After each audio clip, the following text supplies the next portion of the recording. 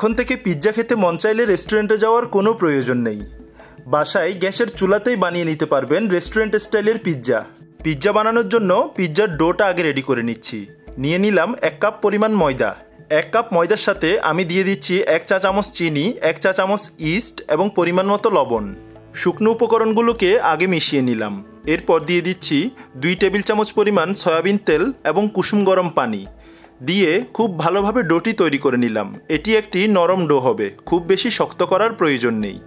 ডোয়ের উপরে হালকা তেল ব্রাশ করে রেস্টে রেখে দিলাম 3 ঘন্টার জন্য।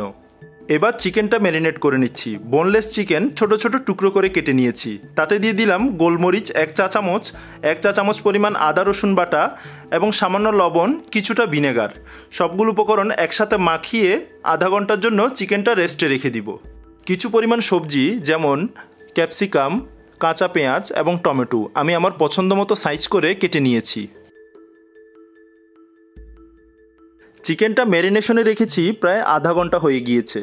এরপর সামান্য তেল দিয়ে চিকেনটা 4 থেকে 5 মিনিট ফ্রাই করে নিব। অনেক বেশি কড়কড়ে করে চিকেনটা ফ্রাই করার কোনো প্রয়োজন নেই, হালকা একটু কালার আসলেই নামিয়ে নিতে হবে।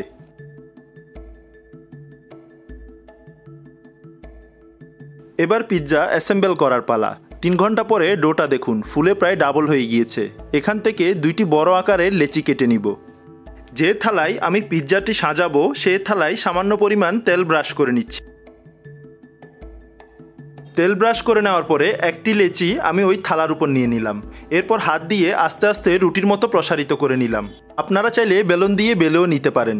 অনেক বেশি মোটা কিংবা পাতলা করা যাবে না এবং সেই সাথে কাঁটা চামচ দিয়ে এভাবে কেচে দিতে হবে। এবার আমি ডোয়ের উপরে 2 ধরনের সস অ্যাপ্লাই করছি, টমেটো সস এবং চিলি সস। সসগুলো অ্যাপ্লাই করার পরে আমি দিয়ে দিচ্ছি চিজের প্রথম লেয়ার। আমি এখানে মোজ্জারেলা চিজ ব্যবহার করেছি। এরপর একে একে সবজি এবং চিকেনগুলো দিয়ে পিৎজাটা সাজিয়ে নিচ্ছি। আমি আমার মন মতো করে সাজাচ্ছি। আপনারা যখন পিৎজাটা বানাবেন তখন আপনাদের মন মতো করে সাজিয়ে নেবেন। চিজের পরিমাণটা আমি এখানে কম রেখেছি, আপনারা চাইলে বেশিও অ্যাপ্লাই করতে পারেন। সবগুলো উপকরণ একসাথে সাজিয়ে দেওয়ার পরে আমি চিজের সেকেন্ড লেয়ারটা অ্যাপ্লাই করে দিব। চিজের সেকেন্ড লেয়ারটা দেওয়ার পরে তার উপরে দিয়ে দিব সামান্য পরিমাণ গোলমরিচ গুঁড়া এবং লবণ। চুলায় একটা বড় পাতিল রেখে তার মধ্যে একটি স্ট্যান্ড দিয়ে 5 মিনিটের জন্য হাই ফ্লেমে প্রিহিট করে নিতে হবে। প্রিহিট করে নেওয়ার পরে সাজানো পিৎজাটা তার মধ্যে বসিয়ে দিন এবং চুলার ফ্লেম মিডিয়ামে রেখে 30 মিনিট বেক করে নিন। 30 মিনিট পরে ঢাকনাটা উঠিয়ে কাঁটা চামচ দিয়ে চেক করে নেবেন পিৎজাটা পূর্ণাঙ্গভাবে হয়েছে কিনা। এবার পছন্দ মতো স্লাইস করে যে কোনো সসের সাথে পরিবেশন করুন হোমমেড এই মজাদার পিৎজাটি।